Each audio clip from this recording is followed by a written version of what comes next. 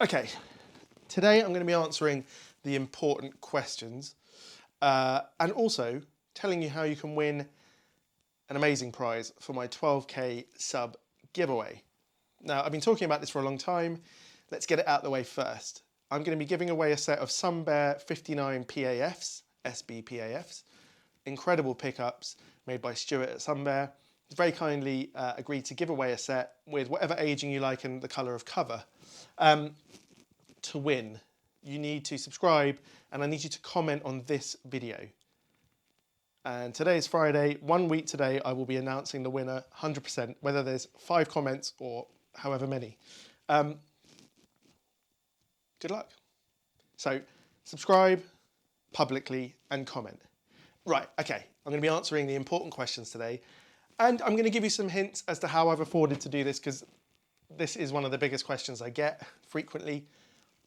I might not be able to go into full details, but I will give you some answers near the end of the video. And let's start with the most important question asked by Tom here. What is my favourite chocolate biscuit? And to me, there's only 2 real answers here. If we're going mainstream biscuits, it's between the chocolate digestive, milk or dark, or the Choco Leibniz, milk or dark. I like the Leibniz from the fridge, and I like the digestive at room temperature. And I like to dip a digestive in tea or coffee, but I like to eat a Leibniz without dipping because it doesn't soak up the juice well. Do you know what I mean? If you're British, you will know what I mean. Right, let's get on to some less important questions. Okay, now we've cleared that up. What about a question about amps? Amps at home temperature? Amps at home volume? A question from Zofo. What's my favourite amp for home use under 95 decibels? Now, I've thought about this for a minute, and I think money note object, you know, for anyone who's interested in this question, probably a Bartel amp, maybe a Tone King amp. I think Mark Bartel is amazing at making amps that sound great at any volume and great at lower volumes. I have played this Bartel, which is the Starwood, at 70 decibels, 75, 80. It has this amazing breakup still. You're not just relying on speaker breakup or power amp sort of feeling and distortion. There is feeling in the amp no matter what volume, and that is where the genius lies, and one of the reasons why he can command high prices. But I think that's mainly because he's making everything from scratch by himself, and it literally is a very, very skillful and long job to make an amp, including the cabinet from hardwood, beautiful joinery, covering the amps yourself, doing all the wiring and everything. These amps might look expensive, but actually per hour, there's not a lot of money in it. So yeah, the Bartel Starwood I would go with. It's the sweet spot, amazing reverb. If you want trem, then the Roseland, but that's a big amp. It will sound great at low volume as well. Okay, Al McMahon asks, what is my favourite amp and guitar combo for clean tones? This is a really difficult question because on any given day, I could give a different answer. I could go with Jimmy clean Strat into a Marshall, sort of JTM 45 or vintage Marshall tones. I love that. I could go for my Gretsch Filtertron bridge pickup into a Tweed amp with that sort of mid-granular barky tone. I could go for a neck pickup of a Strat into a Fender Super Reverb or a 2-Rock Classic Reverb sort of sound. I could go for a baritone guitar into my Joey Landreth 2-Rock played clean.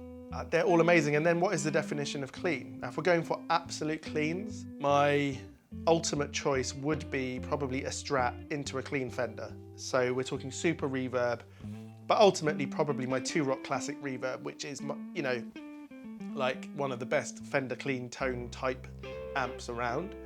Absolutely love that. Especially the neck pickup. I just love the sort of mid scoop, the big low end, not too much sustain, a lot of sparkliness, and the way it interacts with the reverb. And you want that attack where when you hit as hard as you possibly can, you just venture into that breakup a little bit. And when you hit the top strings up on the higher frets, it's not shrill to the ear, there's still a rounded sort of sound to it. I think that would be my ultimate answer, as a Strat into a Fender clean, Fender or 2-Rock, which would just be a Fender guitar into a Marshall clean. Other than that, yeah, I love clean tones from lots of guitars and things, you know, a humbucker played clean into a super reverb is a wonderful thing as well. The way it interacts with the reverb and the way it's a little bit squishier than a Strat, for example, is great. Also like a Jazzmaster pickup clean in the neck position, especially.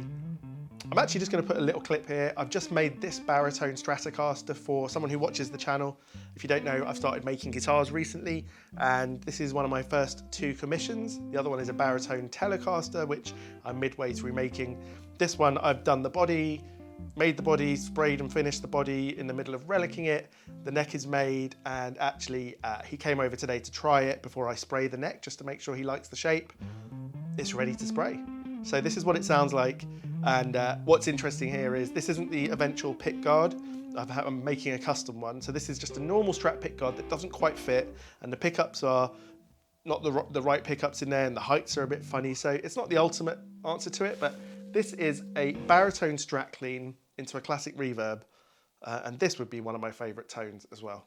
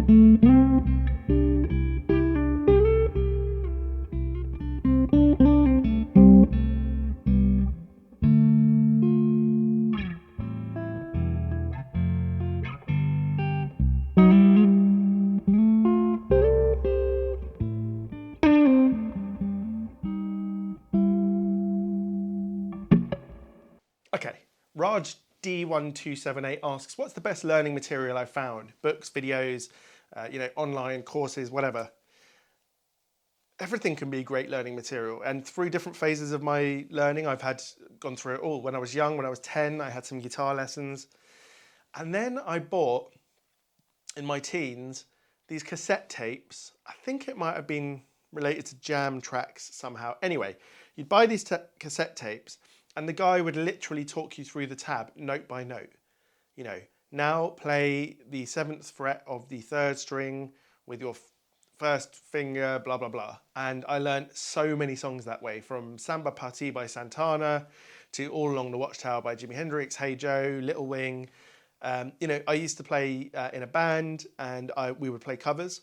But I also, embarrassingly, as a younger teenager, my mum especially would drag me out at big family functions. I'm half Indian, so we had large family functions of like 300 people. I had my little solid state Marshall amp, and you could plug like a music player into it. So it would play the backing track, and I would play over the top. And I'm pretty sure at 13, I already had, a good stink face. And, yeah, I used to stand and play Stairway to Heaven on a double neck Epiphone that I'd bought for 500 quid after a summer of cleaning windows. I had a white Strat, which is still here somewhere on the wall behind me. This is a late 80s US Fender that my parents bought me when I was 11. So those cassette tapes were amazing. But now as I'm older and I don't want to play songs note for note, and I'm not that interested in playing cover material, and I just want to play my own stuff, enjoy noodling, enjoy learning some blues and things, YouTube is a revelation. I mean, you can learn anything you want on YouTube. If you've got the dedication to sit through the actual video and not just start at the beginning and then lose track of it, which happens as well. Those are great. I like, literal lessons are great, but I really like watching things like Carter vintage guitars, where you have world-class, incredible musicians, guitarists playing vintage guitars, sitting there for an hour or two, rewinding and learning little licks that they play and trying to fit that into your playing. I spent ages learning Kirk Fletcher things that have been on there. I watched Marcus King playing on there, and it's impossible to follow. Loads of players who play amazing stuff. So for me right now, I'd say if I want to learn, I'm in that vein, then watching YouTube videos is my favourite. But a couple of years ago, I had 6 or 8 lessons with Ainsley Lister, who's a great blues guitarist here in the UK, and we were still in lockdowns and things, so he wasn't touring. And the sort of lesson we had was different than I would have when I was a child. As a kid, the teacher puts a book in front of you and they say, right, play that line, and then they show you what you've done wrong. No, with Ainsley, we'd sit down and it'd be like some chatting and some ideas, and how do I play this? I'd ask him, and then he'd show me something that he wanted to show me, and then he'd play a little bit and I'd play on top. And over the course of 6 or 8 lessons, I really learnt a lot of stuff that stuck with me and improved my confidence. So if you find a teacher that you get on well with, some online or in-person lessons are great. I've given lessons, and I do find the only annoying thing is the slight lag you get on a lot of platforms, but also they cut out, when there's any volume on an amp, they often cut out and you can't hear anything. So that can be a pain. In-person lessons would be great. Right, I hope I've answered that one. Okay, this question from Tom Martin here. He says, I see you've got a Rift and the Bartel Sugarland. It's actually the Bartel Starwood. Which is your favourite? And I can't really answer that because they're 2 incredibly different amps. The Rift, which is the Ainsley Lister signature, is based on an old Marshall, right? An old Marshall combo that had reverb that Ainsley found some. They're 70s models. I'm not sure the name of the model. The Bartel, on the other hand, is an amp with different voiced preamp positions, so you can get tweed, blackface, Marshall-ish. They both have master volumes, but the Rift is a brute. It's a pure gigging amp. It's noisy because it's got quite a lot of output. It's amazing, very particular sounding. The Bartel is more of a blank canvas in a way. It sounds like a great tweed, or it sounds like a great blackface, or it sounds like a plexi. I can't choose a favourite. I know Chris at Rift quite well. I know Ainsley Lister, whose signature model it is. I just mentioned him a minute ago quite well. That amp is something really special. If I could only keep one, I use the Bartel more because it's less of a specific sound, if that makes sense. It's more of a pure vintage style amp. So I guess I'd keep that one. Doesn't mean it's my favourite. I'd say they're about joint and right up near the top of my set of amps. This is not a question anyone's asked me, I don't think. Might have done. I think my favourite amp is the Marshall JTM 45, the vintage one I've got. And then my 59 Bassman is right up there, and my 2 Rock Classic Reverb is right up there. And then probably the Bartel and the Rift go there, and my vintage Super Reverb.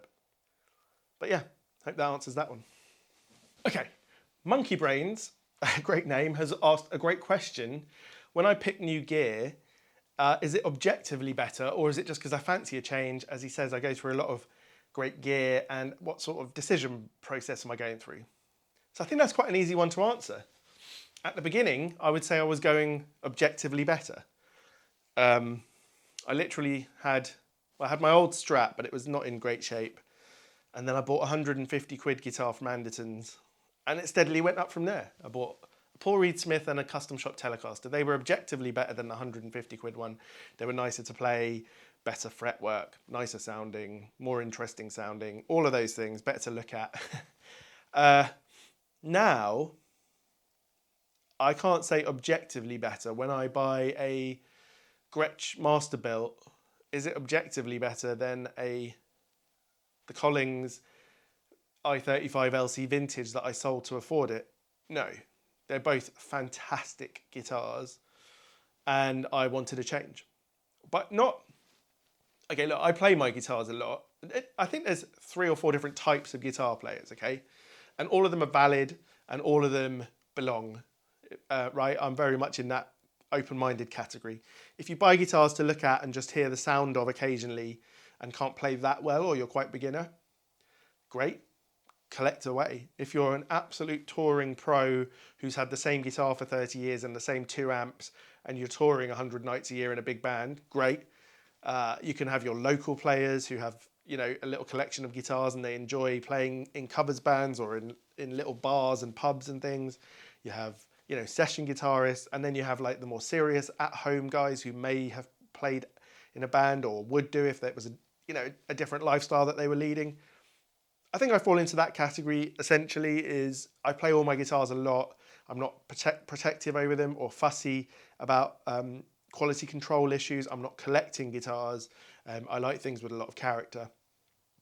So I don't have an ultimate goal of like, this is the best thing I could possibly own. So yes, I am buying things for a change, but it's an inspiration.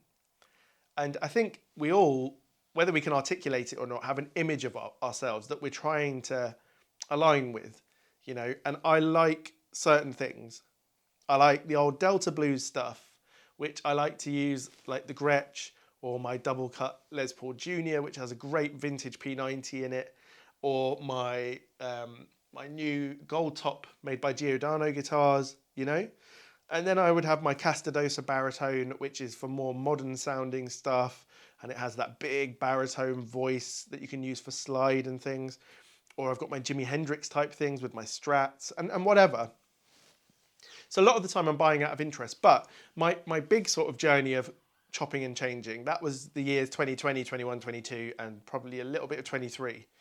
I buy and sell a lot less frequently now. Definitely with pedals, I'm pretty much done. The odd fuzz pedal interests me.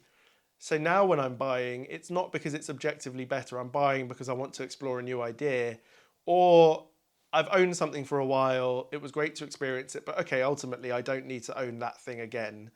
I've been through, let me give you an example, in terms of semi-hollow guitars. I started with a 1967 ES355 that I bought. Then I had a custom shop 59 all black 355. Then I had a vintage 1961 ES335 with PAFs. I had a 1962 345 with PAFs that I didn't keep for very long and never showed on the channel because it was just too pristine for me. I've had other ones. The Collings i35 LC vintage. They certainly weren't objectively better than each other. They all had different characteristics and different things about them. But I think ultimately I've discovered that I'm not sure the big body shape and the semi-hollow thing is really for me. So a lot of that was just exploring what I liked and what I didn't like. But I've got to a point now where I know I love Strats, I love single cuts, I love juniors, and I think Gretches, I've got one Gretsch, I'll probably end up with 3 because there's really interesting body shapes and types.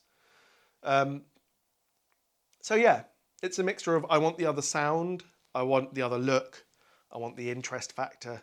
So yeah, it's part of it, but no, not objectively better, because a Bartel is not objectively better than a Two-Rock and vice versa. They both do something incredibly well that's different from each other, and I can say that about most things in this room. Yeah. Is my Charlie NKT 275 fuzz face made by hand by Charlie better than most off-the-shelf fuzz faces that are a third of the price? Yeah, I would say it's objectively better. Will everyone agree with that? No. But like, I've got that Charlie now. I won't ever be selling it. So I have like my ultimate fuzz face. And that was what the journey in all different parts was for the guitars, for the amps, for the pedals. But I'm basically there. Everything I buy now is just because I really want to try it and I love the look of it or feel of it or whatever. Okay, that was hard to answer actually in the end. Okay, we're back to the important questions. Amina Ahmed asks, what is your favourite beverage? So I'll break this into parts very quickly, but it'll give you a bit of my backstory as well. I love water. I've always been a huge water drinker since a young age. I played a lot of sports and I've always drunk about 3 litres a day. Then, as I was growing up, I fell in love with wine. And this is going to lead into a question later about how I've afforded some of this stuff. So much so that I did a huge amount of wine education. I opened a wine business that I don't have anymore. And I was given a scholarship to do something called the Master of Wine, which only 300 people in about 70 years have completed. And I was about to start it, or no, I got the scholarship. I hadn't done the entrance exam for the Master of Wine, but I'd completed my 2-year wine diploma. It's a lot. I did a lot of studying about wine. I can't go into all that detail. It turned out I was very good at learning about wine because I'm really interested in history, geography, science, and I have a good palate. Like I think I was one of the few people out of 1,000 in a room that guessed a random red wine we were given to the exact region of the country in the world that it was from, when you weren't told anything. Okay, so I really do love wine, and I had a huge collection which I sold to. We'll get there. But when I was studying wine, I did drink a lot of wine. You know, like most nights of the week, it's part of it. You meet up with other people doing the same thing. You drink a lot of wine. So I've really got out of that now. Yeah, I've had bottles of wine that cost as much as the custom shop guitars in here. And for the people that say, "Oh, you can't taste the difference," yeah, you can't taste the difference. I can taste the difference. Yeah. It's like most things. At the beginning, you can't taste the difference. If you decide to study it and become interested in it, and to the point where you can guess a wine blindly, at least to the country and the region, if not the actual vineyard, obviously, then you can taste the difference. It's like with guitars. At the beginning, the difference between a Squire Strat and a Mexican player Strat may not have been something that necessarily was important to me, but now the difference between two different custom shops is something I'm interested in. It's the same with wine. Anyway, so I only drink a couple of times a month now, and I love beer as well. Again, I try not to drink too much anymore. I'm in my late 30s. I spent, a lot of time partying in my early 20s and, just drinking casually throughout my 20s and 30s, but you start to notice aches and pains. So really now, probably water. I went through a huge coffee phase. I had a collection of coffee gear. As you can see what sort of collection of guitars I've got, I had machines and grinders and spent half an hour in the morning making espressos and becoming heavily over-caffeinated. So now I just have a very simple machine and make milky drinks and just enjoy that with my wife. So a little insight into who I am there. Water, wine, beer, and coffee are my favourites. Oh, and kombucha now. I drink a lot of kombucha. Okay, a question that I'm really glad someone asked from Autogeddon. How do I maintain my creativity both for playing the guitar and for making YouTube videos? And that's something I've struggled with a lot. I do this because I wanted a creative outlet. I worked in businesses that didn't really fit my personality up until 5 years ago, to some degree. And I always had a creative streak. At school I was into all sorts, but I was heavily into English literature. That's what I did at university, and always wanted to be a writer. But then always played the guitar, always played various instruments. I was in the orchestra for cello and trombone, and I also played the violin, the piano, and etc. But how do I maintain that? It's hard. I don't always maintain it. There have been weeks where I've put up videos that I've done because I just want to get a video out, because it's important to keep momentum going, not just to keep your views going, but to keep yourself going. Like, if you just go quiet, sometimes you can just stop and it's hard to get it back. But other times you're just brimming full of ideas, and some of my videos that I've done that are my favourite are just spur of the moment, recorded it in half an hour, edited it in another half an hour to an hour and put it out. Those are few and far between. I wish I did more of those and didn't put so much pressure on myself to create big, long videos, which I know also aren't the best way to get views. Like, some of you watch all the way through and some of you obviously don't. But ultimately, how do I keep my motivation going? Because I love playing the guitar. As time's gone on, I've become more into guitar making, and putting the two things together, making the guitars and playing the guitars, are two very different things. Having the time in my workshop then allows me space for my creativity when I come back into the workshop, into the studio. But yeah, I have to take breaks sometimes, which is why I've slowed down on content. Listening to lots of music, and when I'm not listening to music, I'm less creative. That's an important one for me. Okay, I promised on the thumbnail that I was going to answer the question that people have asked me the most, probably, or at least in comments they have. How on earth do I afford, to have all this stuff and do it for YouTube? And I can't answer that, so I'm really sorry.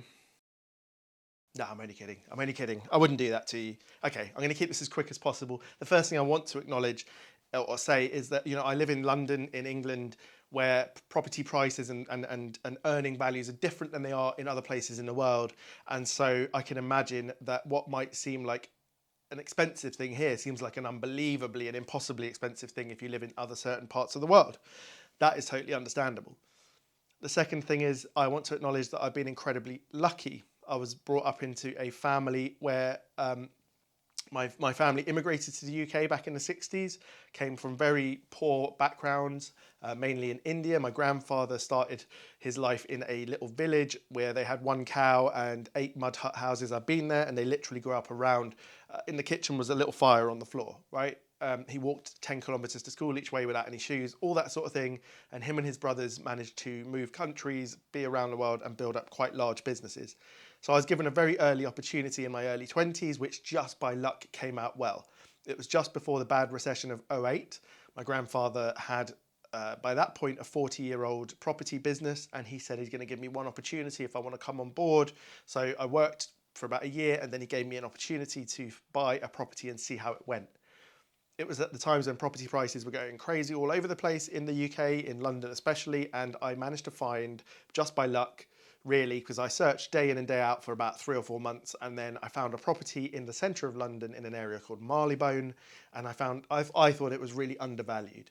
Bought it. I actually lived there for about 10 months with some friends. We paid rent to my grandfather, and in that time I worked for him, but also trained to become a personal trainer because I was really into my sports and my personal training. And after 10 months we sold that property and shockingly made about an 80% profit, so nearly doubled our money unexpectedly, and we hadn't spent any money on that property at all. It was not renovated or developed. It was just a very large flat in London in an area that became better over the course of a short amount of time, and someone was willing to pay for it. I'm really contracting here because I don't want to make this too long or make it too self-indulgent. It can be cringy as it is to talk about money, which is why I'm not actually mentioning figures or anything like that. But we're talking about a property in the centre of London that was large. So it just was luck. Anyway, from then on, the recession came. Things on the property side changed a little bit, but I spent the next several years buying flats, doing really nice renovations to a high level, and either selling or renting them out. That went quite well, really enjoyed it, but that all stemmed from that initial luck. I was given that confidence, and my grandfather was given the confidence that I could do that. So I did that. At the same time, I was a personal trainer, working early in the mornings and sometimes in the evenings and weekends, and I had some really cool clients, and that wasn't really about money, but it was a decent little earner on the side. And then I met my wife. She's a city lawyer. She has far more intelligence than me, and she's a better worker, so to speak. I'm an ADHD person who's creative, and she's a very determined person with a great brain and willingness to work with others, which I'm not. So her career has gone from like here to here. I mean, she's just gone through the roof over the last decade since we've been together. So that's been very lucky for me as well, and for us as a family and the kids. And we live in a nice house, and we're very lucky in that sense. I was able to start a wine business and do all my wine education, and over the course of running this online wine business, I built up a collection of wine in the business and personally. And when I decided to stop it, I sold all of that, and that basically paid for all of this at that time. So basically, I could have a Porsche 911 Carrera 4S or maybe a turbo, but not a very highly spec'd thing. Or I could have all this amazing creative stuff around that I love, and the ability to talk to the camera about it all, because I really love learning about it myself, improving my playing, and sharing it with everyone. And some people, I know plenty of people who have the Porsche 911 and a lot more, and a lot nicer or more expensive guitars and vintage guitars and things. In London, this isn't that crazy, right? It just depends where you come from. But I do want to acknowledge that a lot of my start came from luck, and I was just born in London to a family who had a nice business. And so there's an element to that being true. Have all my relatives who've been born in the same situation done exactly the same? No. I've done what I wanted to do as well. So yeah, I'll leave it on that really. It's a very lucky thing to be able to have all this stuff, but I don't want you to think that it's just, I've also got a garage full of 10 cars and a load of Rolexes that I don't wear on the channel. It's not. This is my stuff, and it's my whole life. I now build guitars. I've sold a couple. I'm hoping to ramp that up and build, 8 or 10 next year. And I want it to wash its own face. I want the channel to wash its own face. And now I generally sell something to buy something rather than just adding on top, because I don't have as much liquid cash and I don't want to spend as much. The market is different. The secondhand market is terrible. And I should have put all my money in vintage guitars 3 years ago, because then I'd have doubled it and I could enjoy all of those vintage guitars. So I'll leave it at that.